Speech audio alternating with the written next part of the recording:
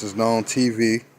I'm coming at y'all again with another video real quick, man. I just want to do some more Detroit sports talk again. I know I keep hitting y'all with this, but this is a little topic. I've been following what the Lions some more this week.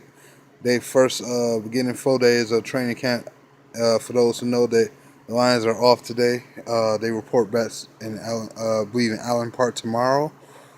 Early in the morning, of course, and then I believe they go back as well on Saturday. But they might be down in Ford Field. And for people who don't know, that you can go get you if you can go to a website, I guess, and you can get a free ticket, I guess, or something like that, and go to Ford Field.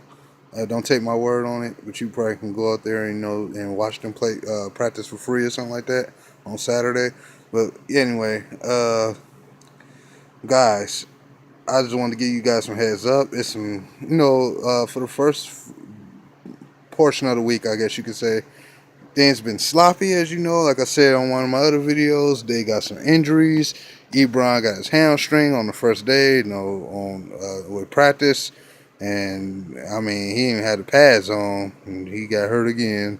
Then you got Ziggy. I think you still got Ziggy still on the PUP list.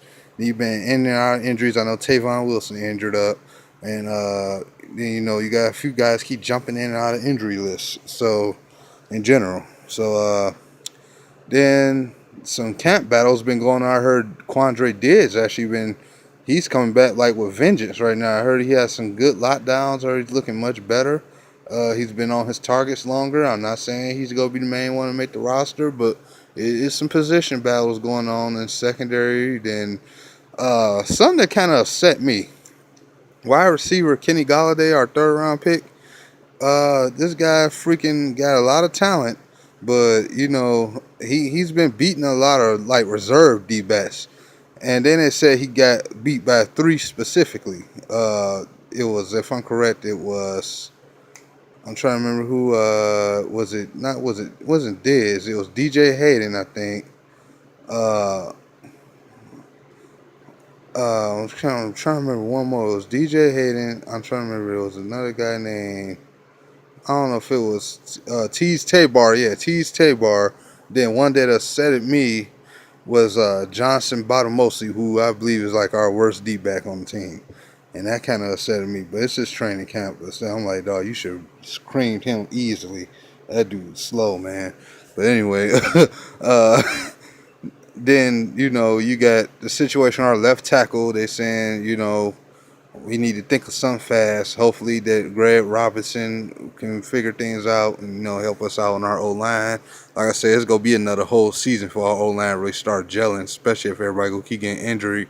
I ain't heard nothing about TJ Lane practicing really, but I know he's been there. He might take light drills or something like that, but I'm not sure if he's really practicing. We got to get like the gelling thing on our O-line quick.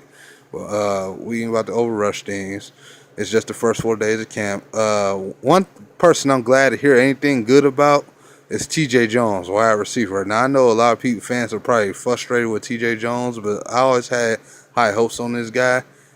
One thing he's done. He's been listening to a lot of us DVE members, man, and Chase specifically, me and Chase specifically, when we say he needs to bulk up, and that's exactly what he did. He looks much bigger.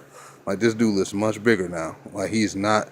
Like, remember how he looks similar to Marvin Jones, like how skinny they are, but they got like a decent size height. He's a little bit more bulky now, so I'm glad to hear that. So I think he's been playing much better so far in training camp. He's been putting together a nice camp. But to 313 Hitman's his specialty, he would like to know his boy Zeta was actually doing real good. It's something about his speed, man. This guy is looking much better, coming as a pass rusher off the edge. He's been doing his jump off been real good. It says this guy Zettel is looking like you got something right there with the pass rush. They even got Lincoln Tomlinson freaking holding down Haloti Nada, man. I'm like, wow, really?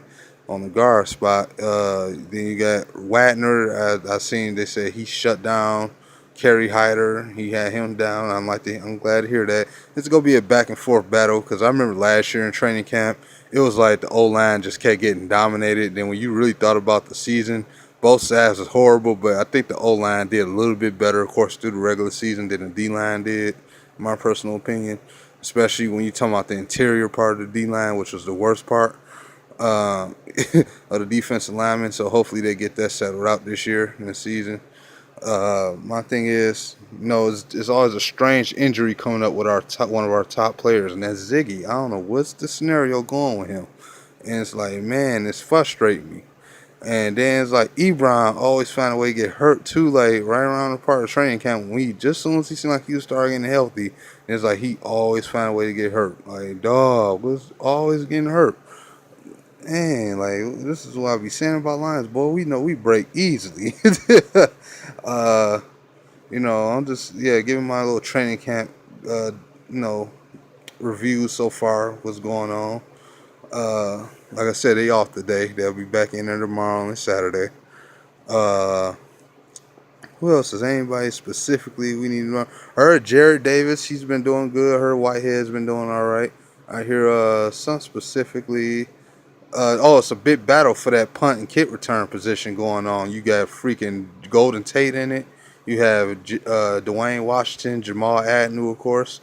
Wide receiver Jerry Abbrederis. T.J. Jones is still in it. And I think and Keyshawn Martin is. I think that's about it. Yeah, Keyshawn Martin, who we acquired in free agency. I think he the other one in there. So yeah, we got a big steady battle going right there for the quarterback scenario. I mean, no, I'm sorry, the return scenario for the kick and punt returns. And then you got, like I said, they got Lincoln Tomlinson taking first team reps. I know he's not everybody's favorite lineman. Glasgow been doing pretty decently. They even got some undrafted rookie they signed this year after the draft. Center name Leo Kontangi something. I can't think of his name, but he's a center. He's packed on some weight. He's actually been performing very well. He actually put Kyrie Thornton and Ashawn Robinson through some hell. So he's been actually giving them some struggles as an undrafted rookie. He's been actually doing pretty well. Storm Norton, undrafted left tackle. He got some things to work on, but he's talented. And then you got a lot of situations with, just young players trying to step up and show what they got, man. Like I said, I'm liking what I'm seeing from our receiver corps. Marvin Jones, his route running is even more better. I believe he's done some personal training with Randy Moss or something like that, if I'm correct, earlier this offseason. So I think that's been showing so far in training camp. I'm interested to see if he's going to have a bounce back year as a Detroit Lion this year. So I'm looking forward to that. And like I said, Darren Fells is actually balling out as a pass catcher. And not never saying he couldn't catch, but I'm just saying, this guy's a blocking specialist. You better be watching for that, man. Could be a sneaky little red zone target. And you got the young rookie. Michael Roberts. He just got to learn how to protect the ball a little bit better, but he's got some talent, obviously. So he's learning under Darren Fells. And that's what I'm saying. So they got Cole Wick, I think, as another tight end. They still have him practicing. I haven't heard too much about him, but all I know is that Anthony Zetto blew him up on a block in this scenario. So I think that's most I heard about him. I think Sam Martin might still be on the injury reserve list too. I'm not sure. I think Sam Martin might still be injured, but we need to get that straightened out because we gotta have our star punter come back and play next year. So we gotta have everybody healthy, man. So hopefully, before too long, they'll get healthy. I do suspect. I believe they do have a joint practice coming soon as well with Indy, if I'm correct. Or do they just have one with New England when they come into town? I'm not sure. They might have two for all we know. But like I said, they go be they on their break today. So they just no situation with Matthew Stafford's contract. No situations about nothing involving that. So we recently had Glover Quinn the other day. I think he got an extension for 2 years and about $15 million all the way to 2019. So it's good for that and get somebody in the secondary that's experienced. So that should work out nicely. Darius Slay, they say, still looking to smooth. So everything is just about, it started off sloppy this week.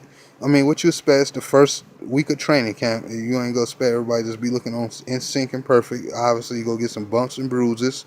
I just like to let the pads be on before a certain tight end get hurt. No, I'm just playing. I don't hate Ebron. I'm just saying that dude not stay healthy.